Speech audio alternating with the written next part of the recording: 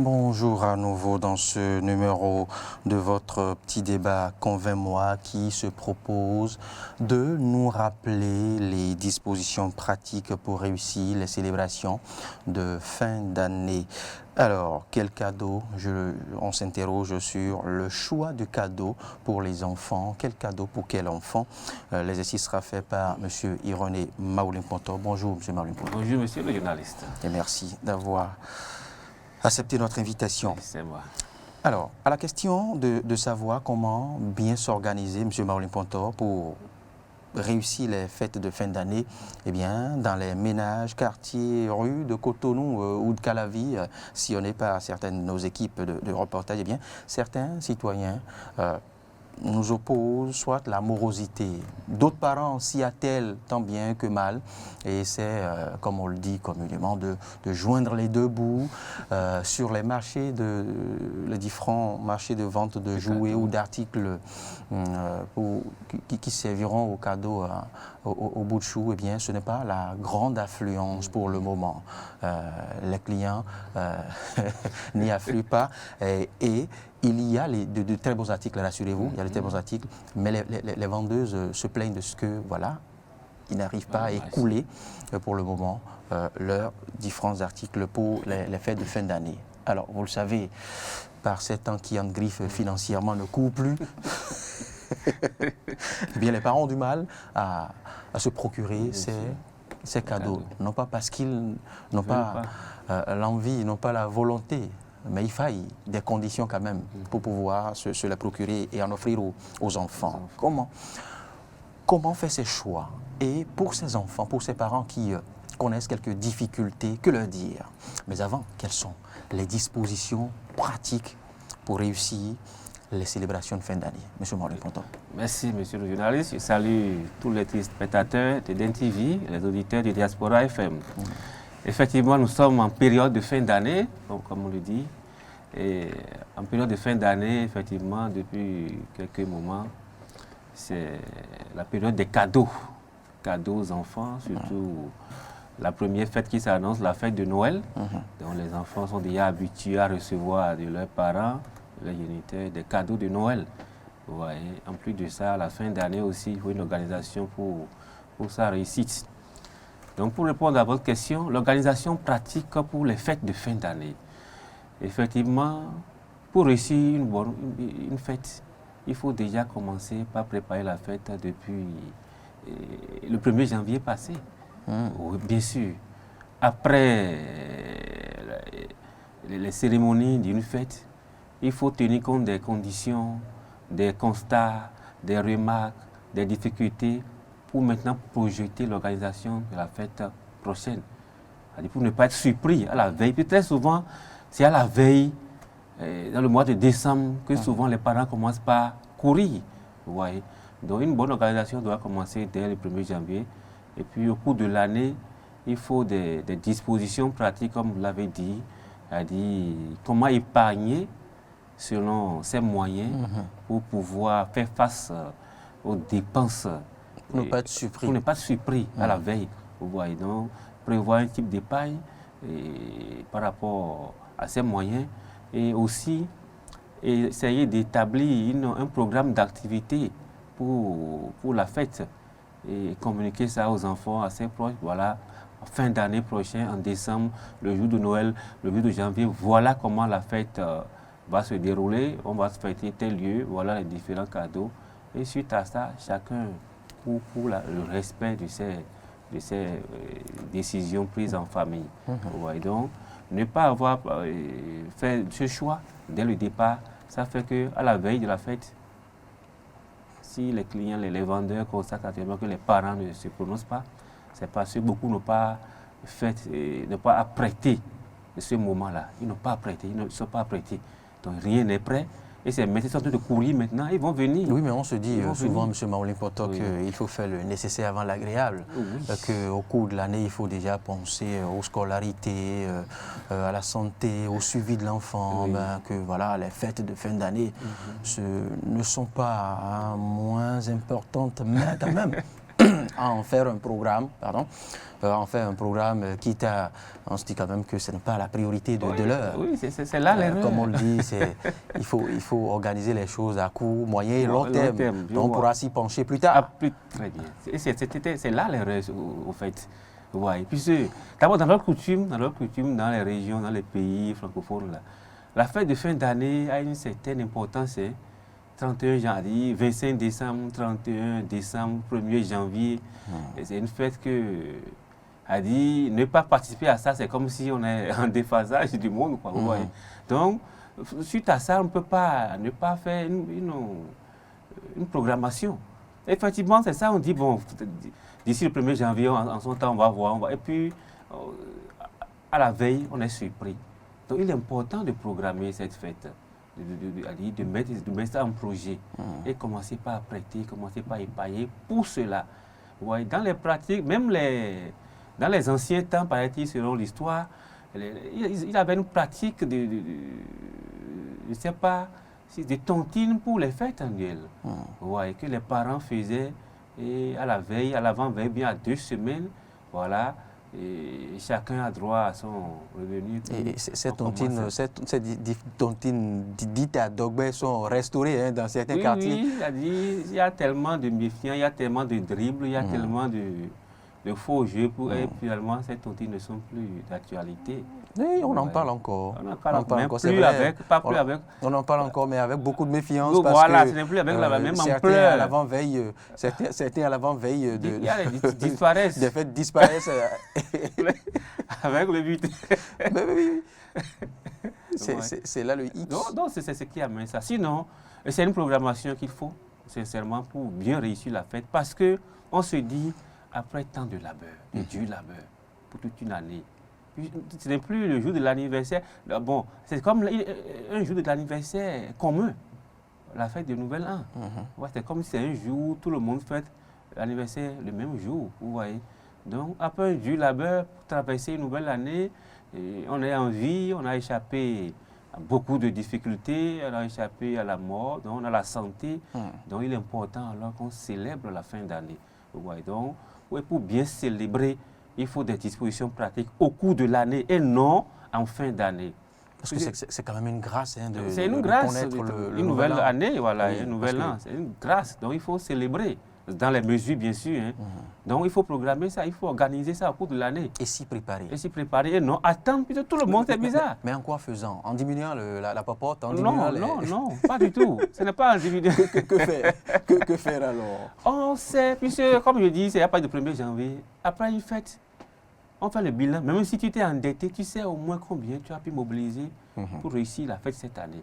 Puisque si les gens courent de gauche à droite pour aller faire des prêts, tout ça là, pour fêter, donc ils savent comment c'est arrivé.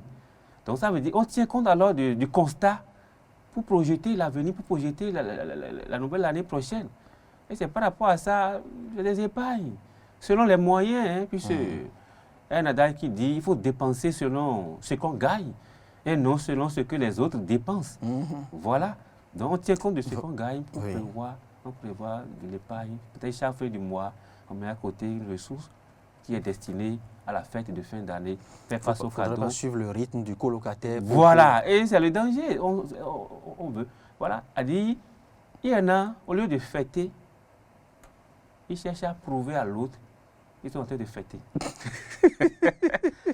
Voilà, au lieu de fêter. Mais c'est pertinent ce que vous dites. Voilà, au lieu de fêter, non, on veut prouver qu'on est en train de fêter. Oui. Ce n'est pas la même chose. Fêter, il faut vivre le plaisir de la fête. Et non, je vais prouver à mon voisin ou bien à mon environnement que moi-même je suis en train de fêter. Ça, c'est dangereux. Ce n'est pas fêter, ça. Ce n'est même pas le motif même de la fête, ça. Ah oui. Selon tes moyens, tu crées ton plaisir à ta famille proche, à tes amis. Et vous vivez selon ce que vous avez. Et non organiser quelque chose de grandiose, bien s'endetter de manière démesurée pour faire face à certaines dépenses non prévues parce qu'on veut montrer, comme je l'ai dit, montrer qu'on est en train de fêter au lieu de fêter. Donc c'est un piège que les parents doivent éviter désormais. Il faut fêter et non montrer qu'on est en train de fêter. Pour ne pas croupir sous le poids des dettes, après la fête. Juste après la fête, parce qu'il y en a un qui après des célébrations, mariages et autres, oui, il faut pas change de numéro, sont contraints parfois de déménager. Change de domicile. Voilà, parce que... Ça, c'est une mauvaise pratique. Non, c'est quand on veut prouver, comme vous l'avez dit, voilà, à l'autre que... qu'on est en train de fêter. Ce n'est pas sérieux. Donc, c'est une indication qu'il faut prendre déjà, qu'il faut communiquer. Fêter selon vos moyens, fêter pour vous donner de plaisir, pour vous motiver, pour vous ressourcer, pour donner du carburant, de l'énergie, pour rebondir après la fête. Et non, le matu vu montrer à l'autre que, bon, prendre son ego pour montrer que bon, la fête a lieu ici aussi, non. Monsieur Mamoulin Pontor, il faille se préparer, vous l'avez dit. Voilà. Se préparer et déjà au lendemain de la fête, déjà commencer à anticiper sur les préparatifs de la fête à venir. Oui. Ça, je pense que c'est un exercice délicat. Bien sûr, on va essayer de commencer par... Ah ben oui, et c'est vrai que ça va faciliter davantage les dépenses, voilà. Et cela permettra aussi de quantifier à sa juste valeur, d'estimer à sa juste valeur ce dont on aurait peut-être besoin pour l'année à venir. Voilà. Alors, au-delà de cette anticipation, que faire d'autre, M. Mamoulin Pontor? Oui, maintenant, pour cette anticipation, comme vous l'avez dit, vous savez, la culture nous impose à offrir des cadeaux. Vous voyez, des cadeaux à nos enfants, à nos amis, à nos proches, selon les besoins et selon les moyens. Vous voyez. Donc, cette préparation doit tenir compte alors des cadeaux aussi à offrir. Les types de cadeaux à offrir aux enfants et aux amis, aux proches, à certains qui ont rendu un service. Puis au cours de l'année, chacun a bénéficié de certains avantages, de certaines facilités, de certains appuis d'un proche, de soutien d'un ami. Donc en fin d'année, on se dit, pour tel soutien que j'ai pu bénéficier de tel, il faut qu'en telle fin d'année, je puisse leur prouver vraiment que je suis attaché, je suis reconnaissant, la reconnaissance. Donc des cadeaux symboliques envers certaines personnalités. Il y a d'autres... Ça ne voudra pas dire que nous renforçons ou nous demandons à ce qu'on aille corrompre qui que ce soit, non? Non, ce n'est pas la corruption. C'est à titre de reconnaissance. Reconnaissance, à titre de gratitude. De gratitude. Tout ça, c'est humain. L'espèce humaine doit faire preuve d'humanité. Voilà, c'est l'humain. C'est une classe humaine, comme on le dit. Ce n'est pas la classe des animaux, donc il est important d'être reconnaissant. Oui, de faire preuve de reconnaissance. Ça fait partie des principes d'humanité. Ouais. Donc, c'est des cadeaux souvent symboliques, ou bien carrément, il y a d'autres coutumes qui c'était vivre, des denrées alimentaires, d'une certaine quantité, bien sûr, raisonnable. Il faut prévoir pour aller offrir à l'autre pour son service, pour son appui au cours de l'année. Vous voyez. Et par rapport aux enfants, carrément, c'est des cadeaux pour prouver à l'enfant vraiment combien de fois on l'aime, combien de fois on le soutient aussi pour sa présence à vos côtés, pour être fier d'eux. Donc, il y a toute cette organisation aussi qu'il faut apprêter au cours de l'année. Aussi, à partir des organisations pratiques, j'ai parlé tout à l'heure, prévoir des cadeaux pour les proches, pour les enfants, pour les amis, pour les remercier pour leur soutien au cours de l'année. Maintenant, par rapport à ce type de cadeaux, il faut maintenant faire une certaine différenciation, bien sûr. On constate que, d'abord, si je prends le volet amis, parents, ceux qui nous ont soutenus au cours de l'année, si en voulant offrir des cadeaux, vous ne tenez pas compte aussi du besoin de l'autre, vous allez offrir un cadeau qui n'aura pas de valeur. C'est cela. Voilà, tenez compte de la sensibilité de l'autre et de ses besoins. Entre parenthèses, besoin de son goût. Peut-être un musulman, vous offrez un cochon, vous dites, bon, vous allez peut-être lui fêter. Vous voyez? Ça ne voudra rien dire. Voilà, donc on tenait compte de la sensibilité de l'autre et de ce qui lui est nécessaire. Voilà. Ce qui aura de la valeur à ses yeux. Voilà, pas un cadeau trop démesuré, quelque chose de symbolique, mais qui lui sera utile. Vous voyez? Et il sera reconnaissant aussi. Et l'autre, pour les enfants, c'est là où il y a le plus. Là où nous fabriquons beaucoup de dégâts, les cadeaux au bout de chaud. Mais c'est là où c'est plus nécessaire que C'est tout. plus nécessaire, mais c'est là où il y a beaucoup de dégâts. Dégâts niveau famille, dégâts niveau école. À travers les cadeaux? Bien sûr. Mais comment? D'abord, je prends la pratique, la manière avec laquelle je commence derrière par les écoles d'abord, avant de venir en famille. Les écoles organisent la remise des cadeaux de Noël aux enfants. Oui. Vous voyez. Et c'est devenu une autre norme. Et voilà. Et Là, et les établissements en exigent aux parents. c'est ça, c'est les parents qui envoient. Maintenant, Et chaque parent se retrouve maintenant à acheter 2 cadeaux par enfant. ah oui. Parce qu'il y a le cadeau de l'établissement. L'établissement que les pour- parents doivent envoyer Oui, la simulacre de célébration. pour prouver que, Mhm. voilà, on a fêté. Et on vous exige un cadeau. Voilà. Et un second cadeau pour La le maison, jour, pour la famille. Noël, Voilà. à la maison. Oui. Maintenant, pour les écoles, d'abord, fin d'année, le cadeau de fin d'année n'est pas un cadeau d'excellence. Les gens ne font pas la nuance. On a assisté à beaucoup de cas, et je vous donne juste un exemple, où lors d'une remise de cadeaux de Noël dans une école, il y a un parent, comme il l'a dit, pour prouver que il a fêté, il a donné cadeau à son enfant. Puis, il faut donner un cadeau utile à l'enfant et non, à Roger, tout à l'heure, et non prouver aux gens que on a te donné cadeau. Lui, il est allé prendre un cadeau, un enfant d'à peine 3 ans, 4 ans. On lui donne un cadeau, à dire quelque chose qui n'est même pas de son rang. Pas en harmonie avec son Pas son du âge, tout, avec son grandiose, âge. de valeur très chère. Cadeau à coût de millions. Au moment où des gens ont mené des cadeaux de 5 000, 2 000, 1 000 francs. Et Il il a en mené a un cadeau à coût de Ce millions. parent en a les moyens. Voilà, il a les moyens. Et devant tout le monde, l'enfant ne sait même pas par où tenir le cadeau. Puis ce n'est pas de son utilité, ce n'est pas de son ressort d'utiliser ça. Vous voyez, il s'est applaudi. Et arrivé à la maison, bon, l'enfant commence par tourner dos, puis bon, Il ne s'y retrouve pas. il ne se retrouve pas. Vous voyez, ce n'est pas Vous donc- savez qu'à l'approche de cette célébration, chaque enfant exprime déjà son désir. Son désir, il faut de l'écouter. tel ou tel Et cadeau. il faut l'écouter, les enfants.